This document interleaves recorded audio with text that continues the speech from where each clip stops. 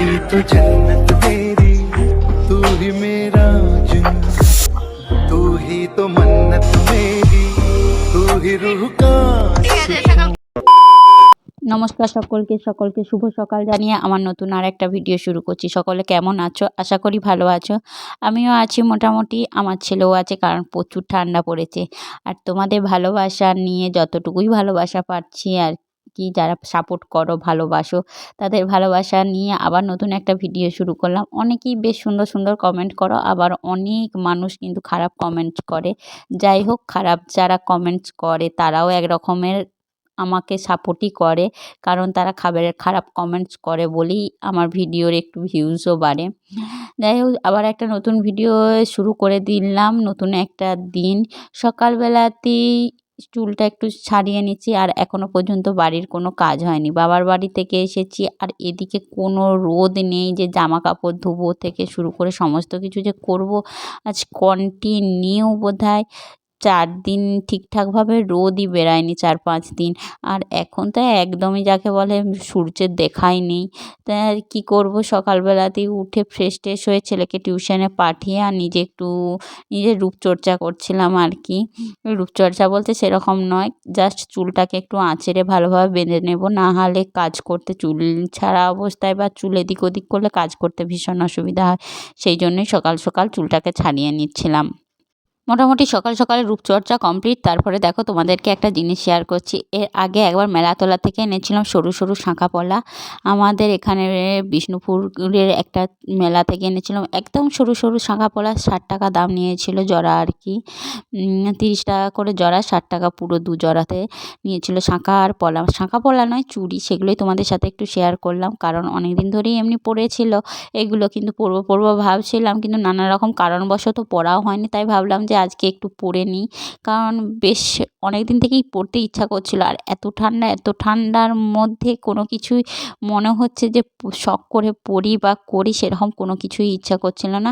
যাই হোক, ওগুলো পরেছি, তোমাদের সাথে সেটুকুই শেয়ার করলাম। তারপর দেখো, বাড়ির কাজের মধ্যে লেগে গেছি, আর জানালা পর্যন্ত খুলতে পারছি না, এত ঠান্ডা। তার জন্য ঘরটার মধ্যে লাইটও ঠিকঠাক নেই, কারণ আমার জানালাগুলো খুললে সুন্দর লাইট আসে, কিন্তু এমনি লাইট একটু কম। তবু তোমরা একটু যাই হোক কষ্টসৃষ্ট করেও ম্যানেজ করে নিও। জানি সেভাবে যারা ভালোবাসো তারা ঠিক একটু পাশে থাকবে। যাই হোক, রুমটাকেও মোটামুটি পরিষ্কার করছিলাম, আর বাবার বাড়ি থেকে এসেছিলাম, সে ব্যাগটা পর্যন্ত আমার সমস্ত কিছু বাগানো গুছানো বা ব্যাগের মধ্যে যা ছিল সেগুলো ঠিকঠাকভাবে বার করা হয়নি, সেগুলোই বার করছিলাম। আর এদিকে দেখো একটা জিনিস, সকালবেলায় তোমাদের সাথে দেখা একটা জিনিস শেয়ার করছি। ব্লাউজটা তোমাদের সাথে শেয়ার করছি, আমার দিদি বানিয়ে দিয়েছে, আমার দিদি ভাই আর কি। দেখো কি সুন্দর বানিয়েছে, হাতটাও বেশ কচি দিয়ে এখানটা কি সুন্দর একটা ডিজাইন করে দিয়েছে বরফি। আমিও বানাতে জানি, তবে ওর মতন অতটা আমি ব্লাউজটা প্র্যাকটিস করি না। আর এদিকে ফুলটা দেখো, জাস্ট ওয়াও, প্রজাপতি। দেখো ঠিকঠাক আসছে নাকি আমি বুঝতে পারছি না। দেখো ঘন্টি, প্রজাপতি, কি দারুণ বানিয়েছে সত্যি। ওর খুটুর করে ছোটোখাটো কাজ করতে বেশ ভালো লাগে। আর আমার একটু মনে হয় তাড়াতাড়ি ধরপড় করে যে কাজটা হবে, সেই কাজটা আমার করতে ভালো লাগে। কেমন হয়েছে জানিও তোমরা একটু, যে ব্লাউজটা, ফুলটা কেমন হয়েছে আর ব্লাউজটা কেমন হয়েছে। ওকেই বলেছিলাম যে আমারটা বানিয়ে দিবি, তার জন্য বানিয়ে দিয়েছে। যাই হোক, চলো ভিডিওটা কন্টিনিউ দেখতে থাকো। এদিকে ছেলের স্কুল আছে, তার জন্য তাড়াতাড়ি রান্না করতে হবে বলে সকালবেলায় সমস্ত কাজই প্রায় সেরে নিয়েছিলাম। ঠান্ডার মধ্যে ইচ্ছা করে না, তবুও তো করতে হবে। আর সকালবেলায় বাবু গিয়েছিল, মানে শ্বশুরমশাই গিয়েছিল বাজার করতে। বাজারে এত সবজি কেন, এত সবজি এনেছে কারণ আমাদের বাড়িতে অরন্ধন অনেকের আছে।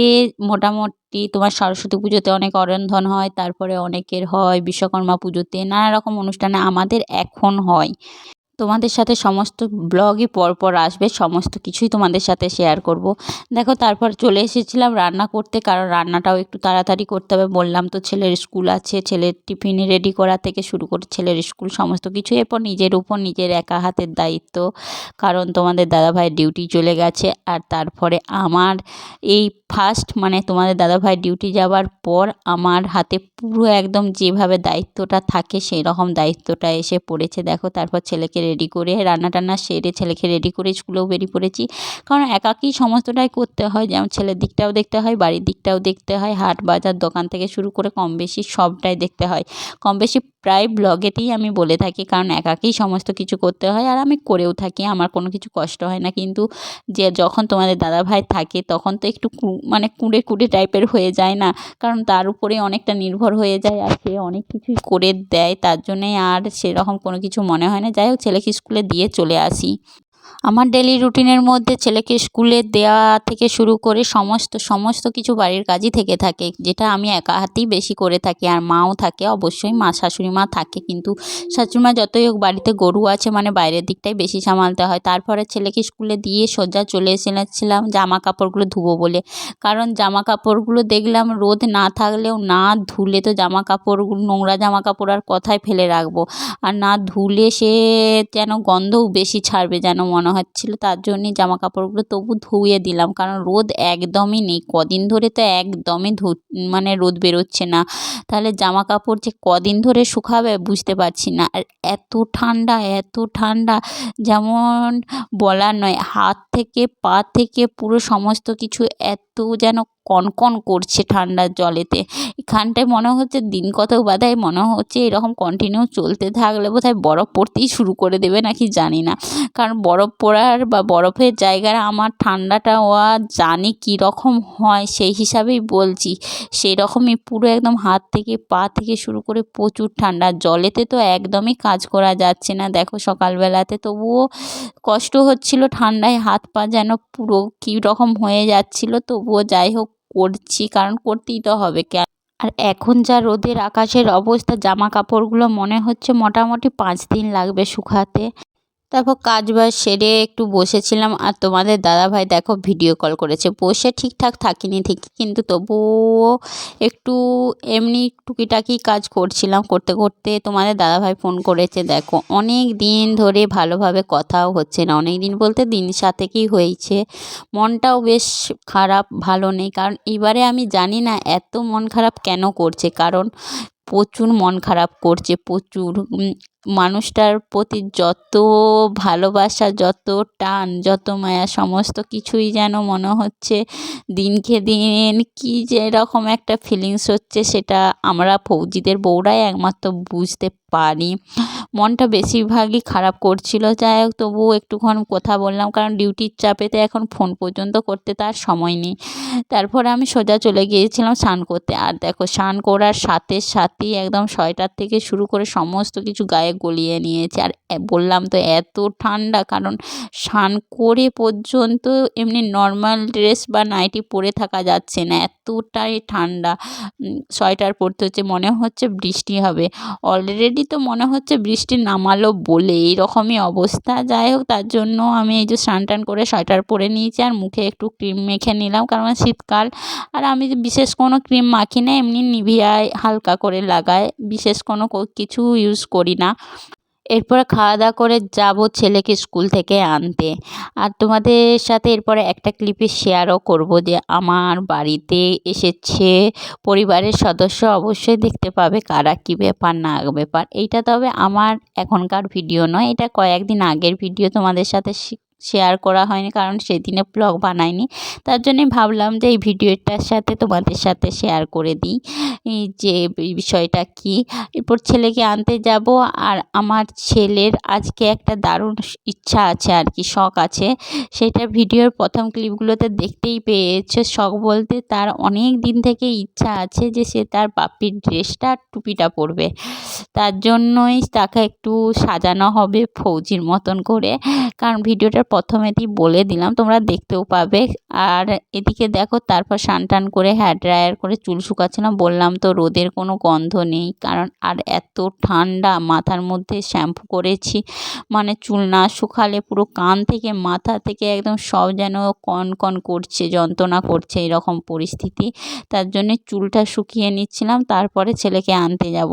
জানি এখন অনেক জায়গাতেই প্রচুর ঠান্ডা পড়েছে, তবুও জানতে চাইছি কাদের কাদের ওইখানে এইরকম ঠান্ডা, জলে পর্যন্ত হাত দেওয়া যাচ্ছে না, মেঝেতে পর্যন্ত হাঁটা যাচ্ছে না মজা বা জুতো ছাড়া, স্নান পর্যন্ত ঠিকঠাকভাবে করা যাচ্ছে না। এই রকম ঠান্ডা আমাদের ওয়েস্ট বেঙ্গলে কাদের ওইখানে একটু জানিও।